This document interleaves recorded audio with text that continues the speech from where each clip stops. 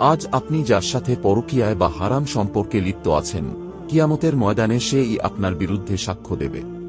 আমি আল্লাহকে সবচেয়ে বেশি ভয় পাই, তারপর আমি সেই মানুষকে সবচেয়ে বেশি ভয় পাই যে মোটেই আল্লাহকে ভয় পাই না।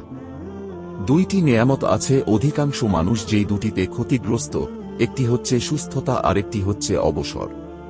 ওই ব্যক্তি মুমিন নয় যে মজা নিয়ে এবং তৃপ্তি সহকারে আহার করে অথচ তার আশেপাশের প্রতিবেশী অনাহারে থাকে। মাতা পিতাকে কষ্ট দেবে না।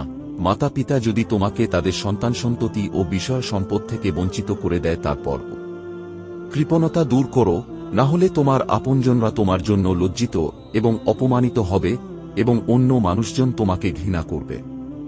বুদ্ধিমানরা যে কোনো কিছু প্রথমে অন্তর দিয়ে অনুভব করে থাকে, তারপরে সেই বিষয় সম্বন্ধে মন্তব্য করে, এবং নির্বোধরা প্রথমেই মন্তব্য করে বসে এবং তারপরে অন্তর দিয়ে অনুভব করে।